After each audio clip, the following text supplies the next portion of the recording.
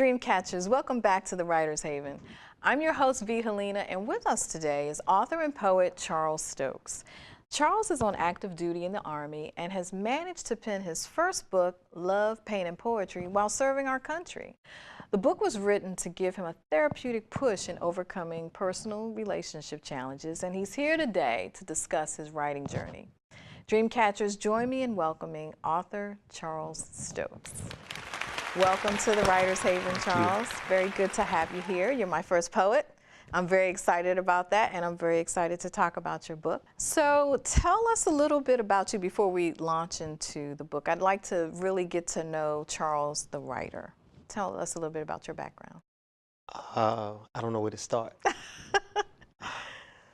As far as writing or just me in general, I'm from Baltimore, Maryland. I attended Johnson & Wales University in Providence, Rhode Island. And did you study writing at all? I did not. I did not. Hotel restaurant management. Okay, okay. Never worked in a restaurant at all. I don't know. I started writing probably from music. Okay. Probably like music, and you know, you write and you write and. As in lyrics? Or? Lyrics. Okay. Lyrics, and when you realize it's really hard, you know, you kind of just start writing poetry, and it. Because there is some connection between. Well, lyrics are poetry, no question. Yeah. No question. Yeah. A sonnet, a ballad, all songs. They are songs. They're just people still write ballads today, but the sonnet is a song, or sonetto, whatever you want to call it. But now it's more of a poem than it is a song. And when did you see writing poetry as something, as a vocation, something you seriously wanted to get into? I never looked at it as a vocation. It's more of expression for me. It has some healing properties to it. I started writing in Afghanistan, and I did my first open mic in Afghanistan. And that was when I decided that I was going to continue to write poetry. And I've been writing consistently since then. Okay, and how long ago was that? It was 2012. 2012. But I've been writing longer than that. Okay, you've been writing, well, starting off with the lyrics, musical lyrics, Right. and then branching into poetry. Yes. And then while in Afghanistan, you said, hey, well, maybe I really start writing, doing this poetry thing. For certain. Now tell us a little more about your process in writing poetry. It depends. So when I decide to write, there are certain times a day that I decide to write. When I first wake up, on the way to work, and on the way home. So I probably write every day, 5 days a week, for almost 3 hours. And you know, my writing process a lot of times just depends on how I'm feeling. Sometimes I start out, I'll write 10 lines and they'll all rhyme. Then I'll write 10 other lines that won't rhyme with this, and they'll all rhyme. And then I'll bring them together. Then I'll go every other line and I'll change the word to make it a near rhyme, to eliminate the rhyme from the poem. It's hard to do, but that's how I like to do it, because every now and then you get a poem that rhymes, and it's good. And if you do near rhymes, it keeps it from sounding cheesy. Right. So is that one of the differences between poetry that you would ordinarily read in literature versus what you hear in open mic, spoken word? Spoken word is, if you read spoken word, it's still poetry, but it's focused more on the flow. The rhythm of the flow of the language. It's not always rhythm, just the flow of the language, because a lot of times spoken word, the poet it's almost like they're talking to you without any hesitation or interruption. And you get into the delivery and the sound, the audible sounds that come with the poetry. It's slightly different. So spoken word sounds better. I think written poetry if you're trying to use structure, it reads better. For me, I prefer free verse, but I do use some structure.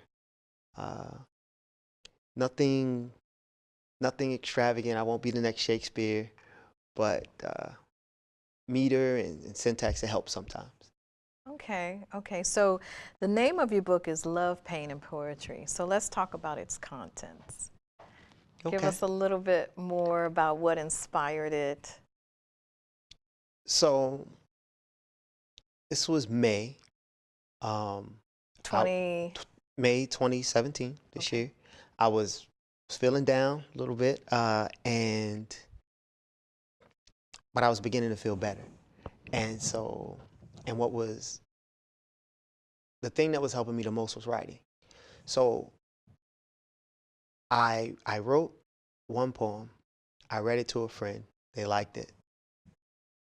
And maybe for a week or so I did. And it wasn't good. It was just, they just liked it. So then one day I woke up and I started writing. And each day I would write more and more and more and more. And then about 10 days later, I probably had 50 or 60 poems. Right. You wrote 50 plus poems in 10 days? Yes, it was. That are contained in the first edition of your book? Yes. So about 35 of those made it in here. The other ones that I wrote in Afghanistan filled up the rest of the book. But I definitely put a lot of work in a short period of time into that book. Now, you mentioned the inspiration. You were going through something. Was it a relationship situation? If I can get in your business for a minute. It was a number of things. There are some relationship situations in the book, but also about family, my daughter, and I go into detail about those relationships. I don't hold back anything. So it's just as a story alone, it's a pretty interesting book. And I put it into poetry. So because a lot of people write poetry, many of you are dream catchers, write poetry, but you took it to another level and decided to publish it. Did you publish it with the mind of it being a profitable career, and I'll use the word vocation again, or did you just publish it because you wanted to have a collection of your works and share it? Initially, it was a completely artistic project. I was going to do hardback. I was going to pay somebody extra to do like a very artistic cover. But I started reading the poetry to people, and they liked it. And then this was family. And then I read it to strangers. And then strangers were like, that's pretty good. So then I decided, you know what, we're going to take it a little serious, and we're going to actually make this a book. And the other thing, I met Cherie. And Cherie is? Oh, my publicist. Okay. Yes. Cherie saw the book cover that I had, and she gave me some tips and pointers. I actually met her at a poetry group that meets at the Portrait Museum downtown. And she said, downtown hey, Baltimore? Downtown DC. Okay. Yes.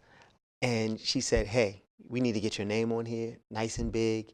You need a nice big title, because we want everybody to know who you are. You need a picture on the back, a 250-word synopsis, and a biography. And if you can get some reviews from some other writers or some other poets, that'll be great. And so I took that. I called up a graphic artist.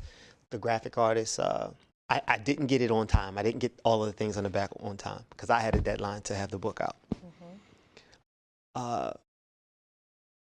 But Cherie is definitely responsible for the way that the cover looks now. Yes. The current look. Yes.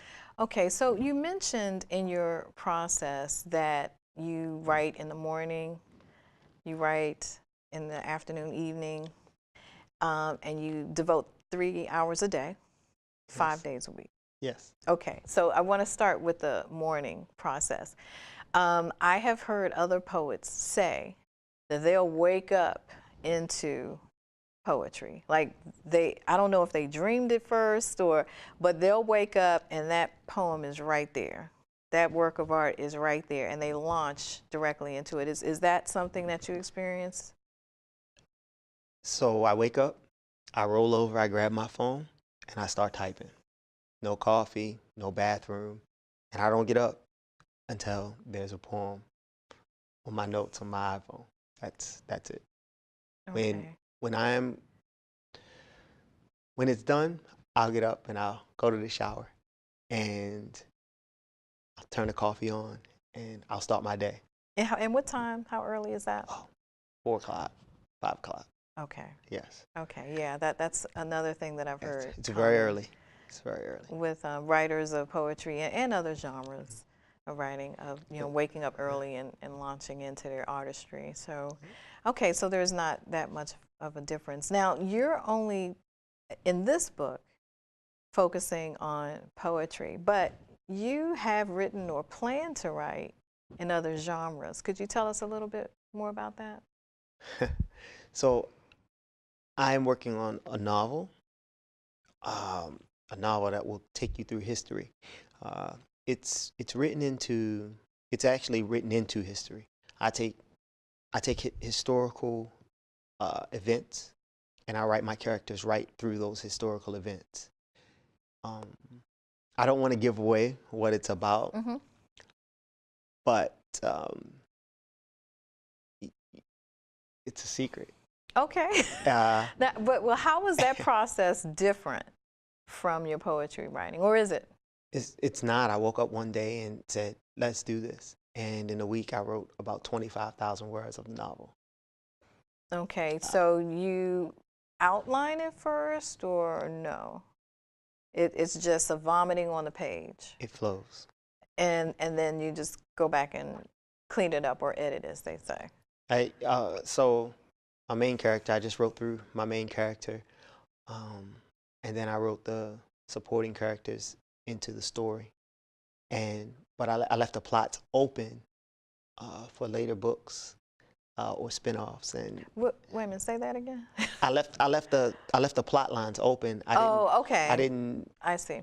I haven't decided what are going to happen with the side characters, so I'm just writing the main character. He's narrating the story almost. So later in the book, if I want to change something that I had in my thought process, there's no outline to the book. I know where it's going. I know where it's going to end, and I have a plot, and it's pretty interesting. Oh, it sounds like it is. It's like nothing that I've ever heard in terms of process, because usually what I hear is writers will put more structure to their process. But everybody writes differently. There's no right or wrong. But I can appreciate that the way that you write is a way that works for you. You're able to develop characters and storylines and as you say, plot lines, and it works. So I look forward to reading that piece of literature. Now, when are you anticipating that body of work to come out? So, as I stated before, I did 25,000 words in a week. I haven't written a word of it. I have to wait until it comes back to me. I see. So okay. So it's not something that you're consistently working on, like the poetry. No, the poetry. I write poetry every day. Yeah. Every single day. And then you'll squeeze in some novel writing when the feeling hits you. Yes, and I'll do that. I'll work on that until I run out of gas. Okay. So, I mean, 25,000 words is a lot. And when you include the research, yeah. So the research started about 1916. So I had to. Oh, okay. So the storyline that you're not going to tell us because it's a secret, sealed, and whatever the Army does. I can give you. Make sure information doesn't come out. I give you some detail. So the story starts off. The main character is a young boy on working on he lives on a share. His dad's a sharecropper. Post-slavery, and World War II is ramping up. They live just outside of Quantico, and his dad gets called off to war. So I bring some historic elements into the fold and intertwine and weave and wow. yes. Okay, so immediately I'm thinking Tina McElroy, Anza.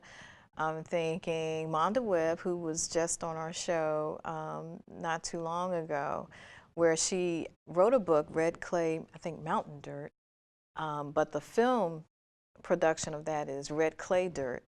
And it initially takes place in current times, but I think she falls, hits her head or something, and we go back to another dimension.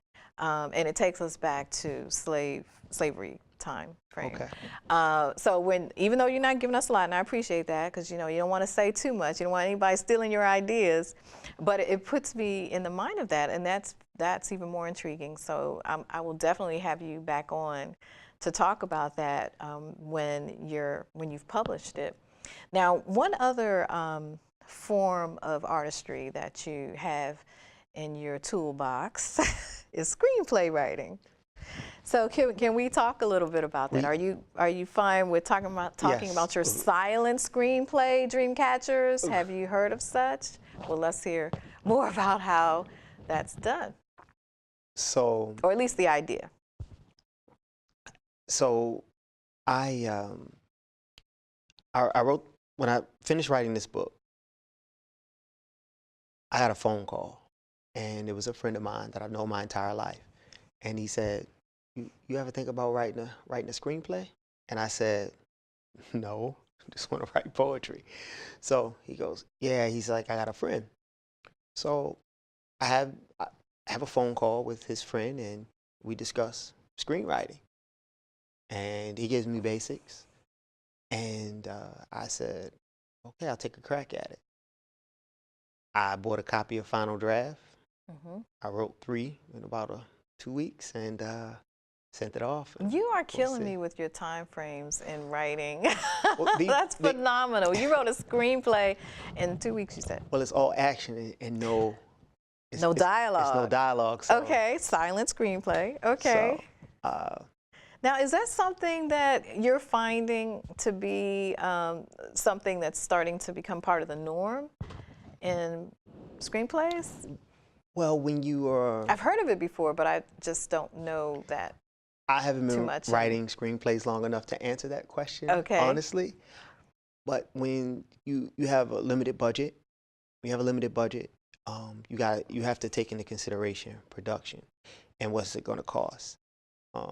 And if the actors aren't talking, that's going to bring the cost down. If there's no sound, that's going to bring the cost down. All you have to do is shoot action.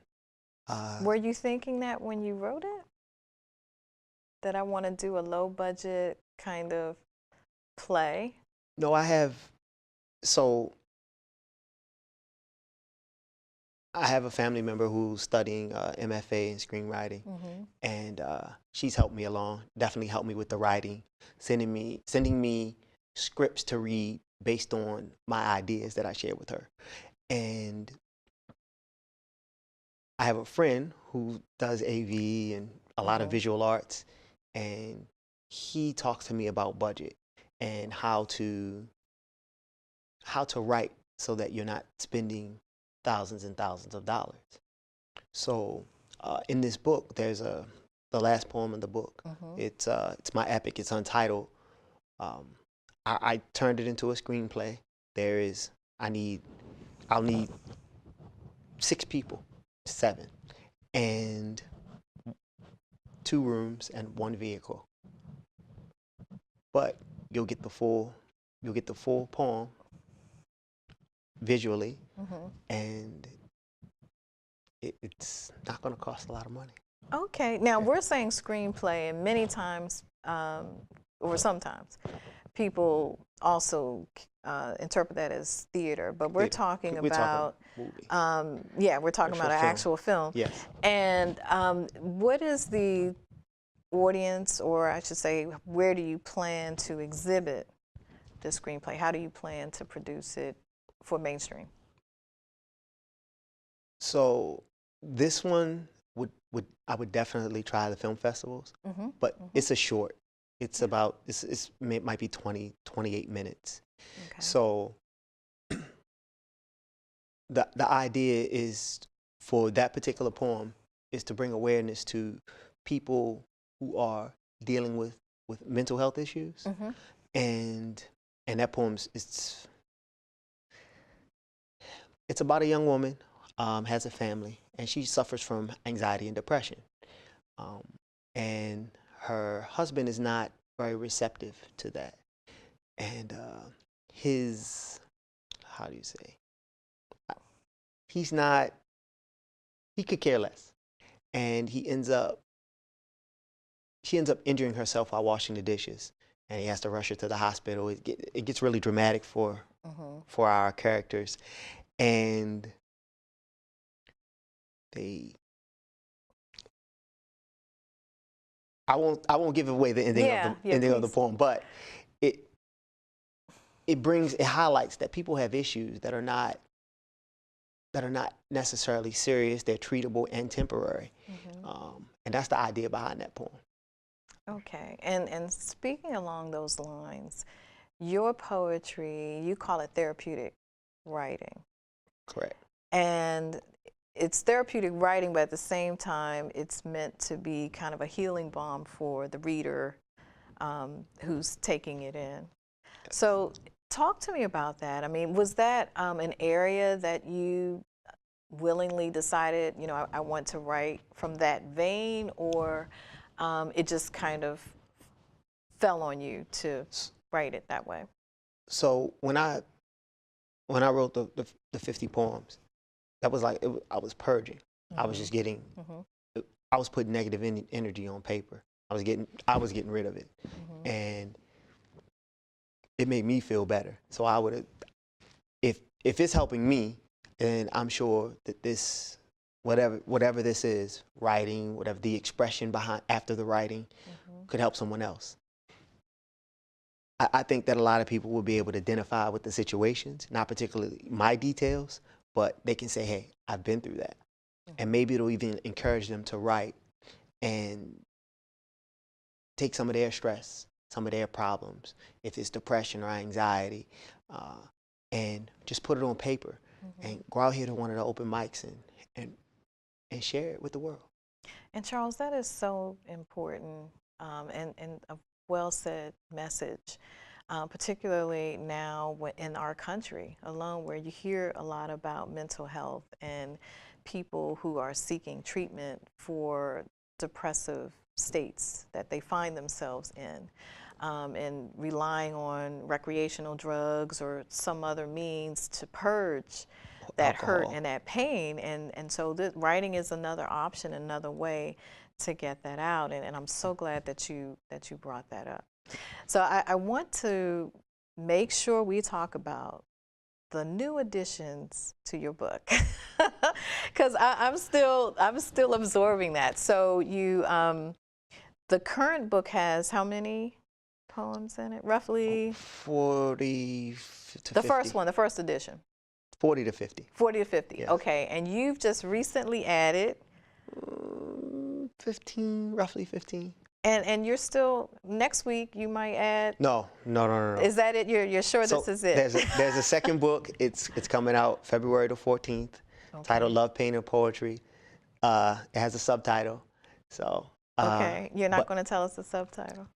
It hasn't been chosen. Okay. Yeah. So, but it's on Valentine's Day, so that gives us a little hint. It's coming out on Valentine's Day. It is. I'm actually going to be on the live stage at the Aura Hotel in Baltimore. Okay, what date is that?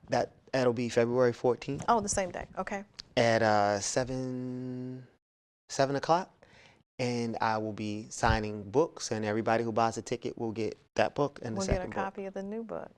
Okay. Well, would you like to read a selection from that? Absolutely. Okay. Absolutely. All right. Well, you have the stage. You have the floor. Okay. And you can speak directly into the camera. You don't mind if I cheat to you? No, please. All right. Thank you.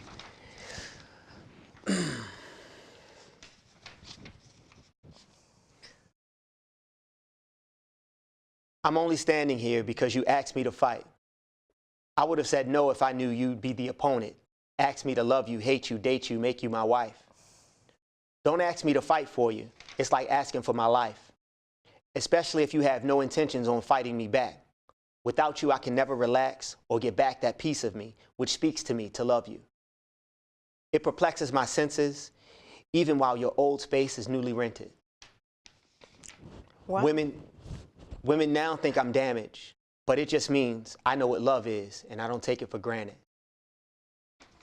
Wow, that was wonderful, Charles. Thank you so much. Now, remind us again where you're going to be on February 14th. That'll be the RL Hotel live stage in Baltimore at 7. And you'll get the first copy and the second copy of Love, Pain, and Poetry. Okay, well, wonderful. Well, thank you very much for joining us in the Haven. We really, really appreciated your insights. Dreamcatchers, I hope you enjoyed today's show and were inspired by the work and talent of author-poet Charles Stokes. Next week in the Haven, join us for a discussion with 3 of my favorite authors and sister scribes, Terry Johnson, Sonia Johnson, and Candy Jackson, who will discuss their writing journey and collective effort in birthing the book, All I Want for Christmas. It's a 2-part series you don't want to miss. And until then, catch fire on purpose.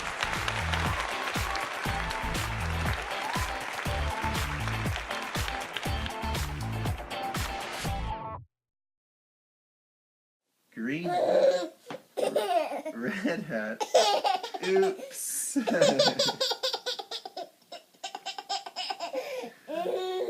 Red shirt, blue shirt, yellow shirt, oops.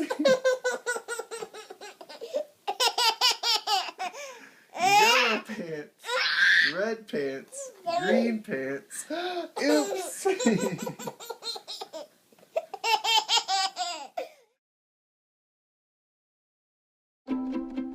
The color in my garden keeps the pink in my cheeks.